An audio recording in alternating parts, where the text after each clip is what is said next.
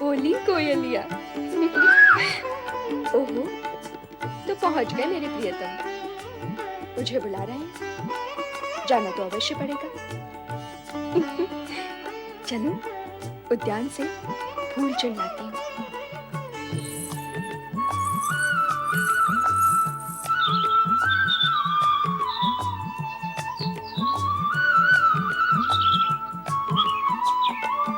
सुश्वेत, तुम तो दिन प्रतिदिन रहस्यमय होते जा रहे हो। और केवल रहस्यमय ही क्यों, मुझे तो लगता है रसिक भी हो गए हो। तुम यदि बार बार मित्रता की दुहाई दोगे तो मुझे भविष्य में न जाने कौन कौन से रूप धारण करने होंगे। कृष्णध्वज, मैं अपने प्राणों पर कोई भी आघात सह सकता हूँ, परंतु मित्रता पर नहीं। वो तो मैं समझ ही रहा हूँ। अब ये बताओ, राजकुमारी पद्मजा के दर्शन कब होंगे? धैर्य रखो, वहां तक पहुंचने में अब अधिक समय नहीं है।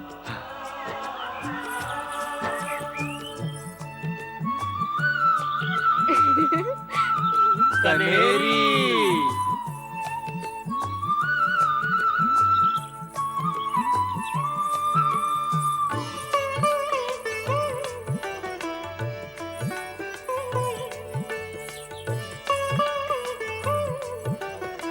किस अपरिचित को साथ लाए हो आज तुम?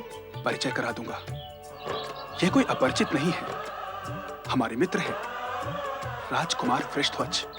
पर यहाँ क्यों आए हैं? राजकुमारी पद्मजा के दर्शन करने। क्या?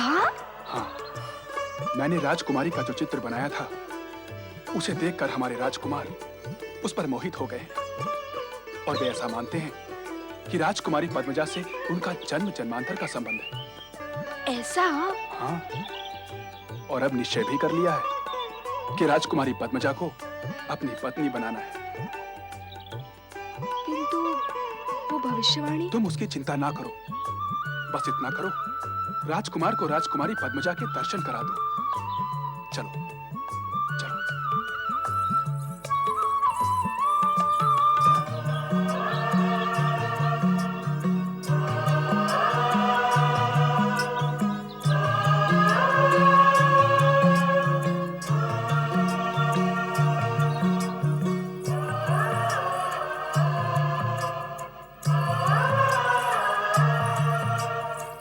प्रणाम राजकुमार जी। प्रणाम। जी, मैं वो इनके आपके आपके मित्र। मैं समझ गया, और तुम भी समझ लो। जिस प्रकार मेरा मित्र सुश्वेत मेरी मनोकामना पूर्ति के लिए मेरा सहयोग कर रहा है, उसी प्रकार मैं समझ गई राजकुमार जी।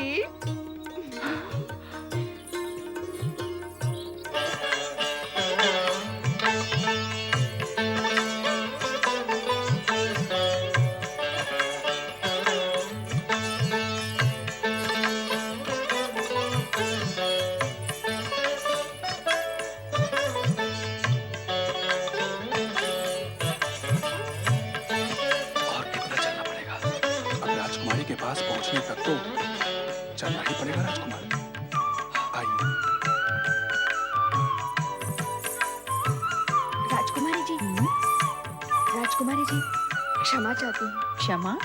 कैसे क्षमा? और किस अपराध के लिए? आपकी आज्ञा के बिना आपकी सेवा के लिए मैं 2 दासियां लाई हूँ। दासियां? कौन?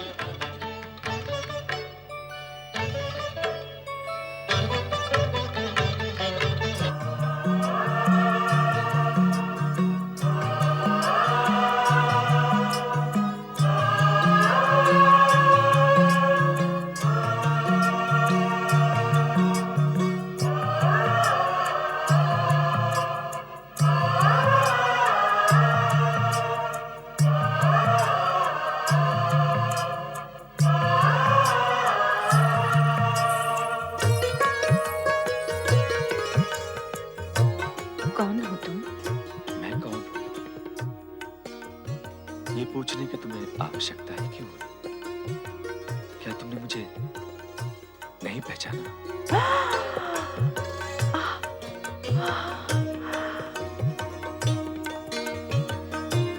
मैंने तो तुमसे नहीं पूछा कि तुम कौन हो, केवल तुम्हारा चित्र देखकर ही पहचान लिया कि हम तुम जन्म जन्म के साथी हैं। मैंने जब से सुश्वेत का बनाया हुआ तुम्हारा चित्र देखा है तो तुम्हारे सौंदर्य और रूप को देखकर मेरी आत्मा छटपटा उठी। मैं तब से तुमसे मिलने के लिए छटपटा रहा हूं। मुझे पहचानो, मैं तुम्हारा जन्म जन्म का साथी वृषध्वज हूं।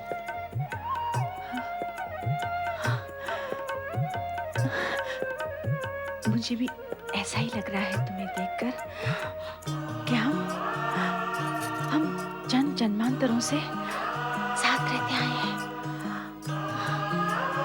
राजकुमारी पद्मजा को उसके पिता के अतिरिक्त जो भी पुरुष देखेगा 1 वर्ष के भीतर उसकी मृत्यु हो जाएगी। क्या हुआ? क्या तुम्हें पता है, जो पुरुष मुझे देखेगा वो... हाँ, मुझे पता है। फिर भी मैं यहाँ आया हूं। क्यों? क्योंकि मुझे पूर्ण विश्वास है कि भगवान शिव की आराधना से तुम्हारा अभिशाप मिट जाएगा।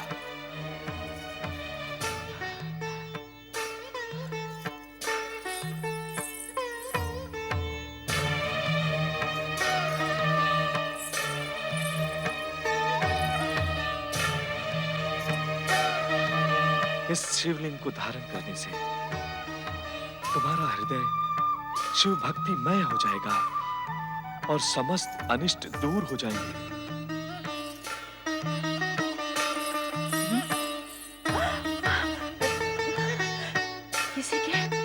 किसी के भागने की पगधुनी सुनी आपने? अर्थात आपको किसी ने यहाँ देख लिया है। आप तुरंत यहाँ से चले जाएं, अन्यथा आपके प्राण संकट में पड़ सकते हैं। नहीं, मैं कायरों की भांति अपने प्राणों की रक्षा करने के लिए यहाँ से भागूंगा नहीं। मुझे किसी का भय नहीं है। भगवान शिव मेरे रक्षक हैं। अनावश्यक निर्भयता प्रकट करने से क्या लाभ? हित अहित का विचार करके आपको यहाँ से शीघ्र चले जाना चाहिए। अभी मैं पूर्ण रूप से यहाँ आया ही कहा हूँ जो चला जाऊं। यहाँ आकर न अपने मन की कह पाया हूँ, न तुम्हारे मन की सुन पाया हूँ। तो फिर यहाँ आकर क्या किया है मैंने? बिना कुछ सुने, बिना कुछ कहे यहाँ से चला जाऊं? मुझे तो ये अच्छा नहीं लगेगा। इस समय क्या अच्छा लगेगा, इस पर विचार नहीं करना है। इस समय सुरक्षा के विषय में विचार करना आवश्यक है। मैं आपसे विनती करती हूँ, आप कृपा कर यहाँ से चले जाएं। यदि मेरे पिता महाराज पद्मनाभ को पता चल गया तो वो हम दोनों के प्राण ले लेंगे। तुम कहती हो तो चला जाता हूँ, किंतु तुम्हें वचन देना होगा कि फिर तुम शीघ्र ही मिलोगी। परिस्थितियों का अवरोध कितना कठोर है, उसके उपरांत भी आप मिलना चाहते हैं। भगवान शिव की कृपा परिस्थितियों से अधिक शक्तिशाली है। मुझे उन पर पूर्ण विश्वास है। हम मिलेंगे और शीघ्र मिलेंगे।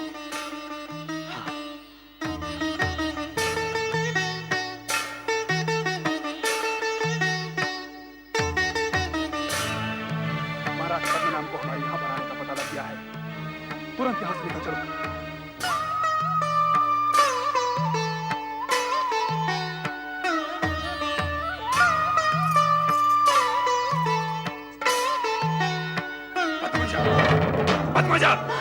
पद्मजा! पिताजी, कौन था वो पुरुष जो यहाँ आया था? किसने किया इतना साहस? उसे इस दुस्साहस का दंड अवश्य मिलेगा। वो इस महल से जीवित वापस नहीं जा सकेगा। पिताजी, उस शिव भक्त ने मुझे अभिशाप से मुक्त करने के लिए वो माला दी थी और आपने उसे फेंक दिया। पिताजी, आपने भगवान शिव का अपमान किया है। इसका परिणाम अवश्य ही अनिष्टकारी होगा। निर्लज्ज, अपने पिता के लिए अनिष्ट और अशुभ की बातें करती है। हमारी इच्छा के विरुद्ध एक पर पुरुष को यहाँ बुलाकर तुमने हमारी राज व्यवस्था को चुनौती दी है। अब तुम्हें इसका दंड भुगतना होगा। महाराज महाराज, हमने चारों ओर ढूंढा किंतु उसका कहीं पता नहीं चला। महाराज, हमने महल उद्यान का कोना कोना ढूंढ लिया। लगता है वो इस महल से निकल भागा है। तुम सब जाओ और उसका पीछा करो।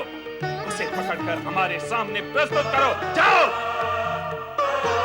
राजकुमारी का अभिशाप हम सत्य सिद्ध करेंगे। उसे देखने वाला कोई पुरुष जीवित नहीं रहेगा।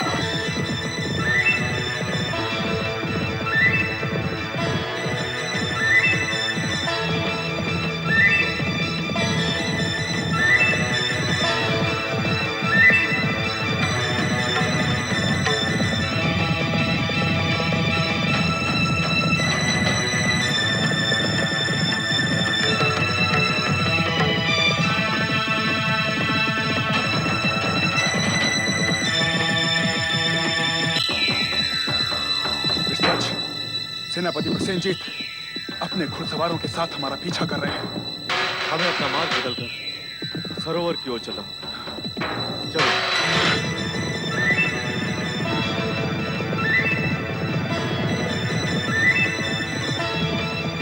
चलो।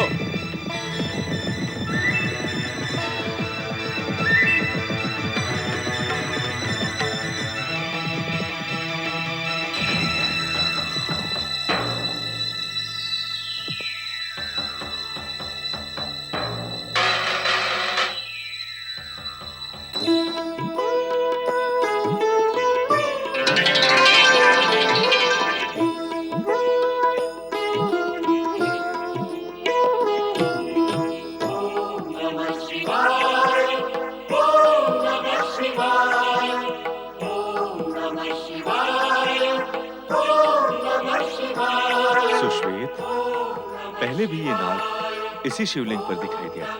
लगता है कोई शिव भक्त अथवा शिवगण है।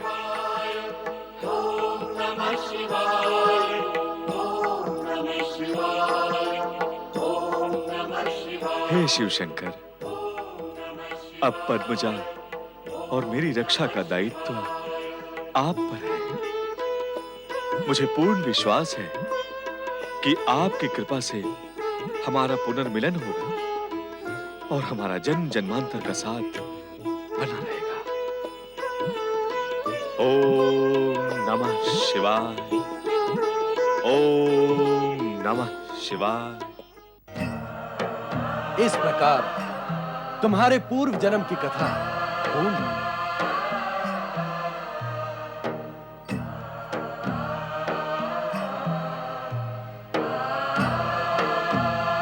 प्रभु, अपने पूर्व जन्म की कथा सुनकर मैं स्वयं चकित हूं।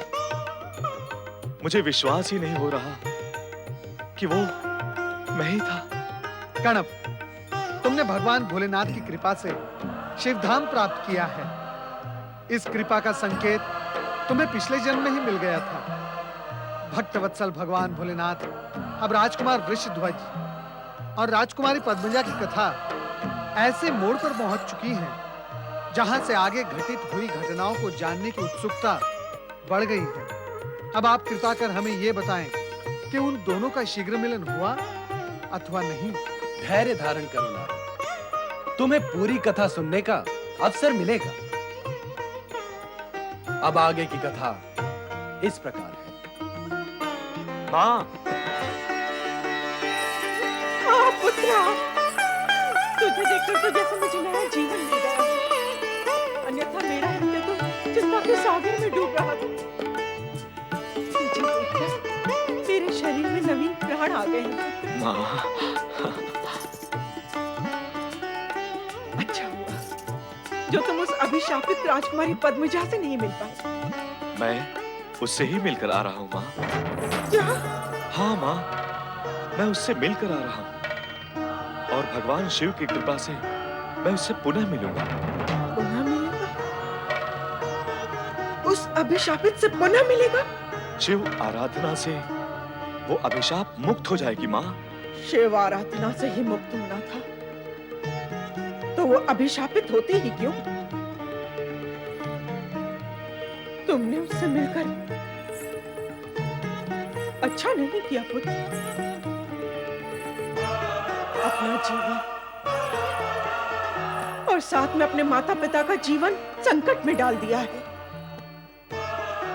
तुम उससे मिलकर आए हो, पर भविष्य में उससे मिलने की भूल न करना। होनी को कौन टाल सकता है माँ? माँ से होनी और अनहोनी की बात करता है। मैं तो केवल इतना कह रहा हूं कि सुश्वेत के बनाए गए चित्र को यदि मैं ना देखता तो राजकुमारी के प्रति मेरे मन में भाव क्यों जागते? ये सत्य भी मेरे मन में क्यों प्रवेश करता कि हम जन्म जन्मांतर के साथी हैं? तुम इस सत्य को भी समझ लो मां कि अधिक समय तक मैं उससे दूर नहीं रह सकता, और यदि तुमने मुझे उससे मिलने से रोका तो मैं निष्प्राण हो जाऊंगा मां।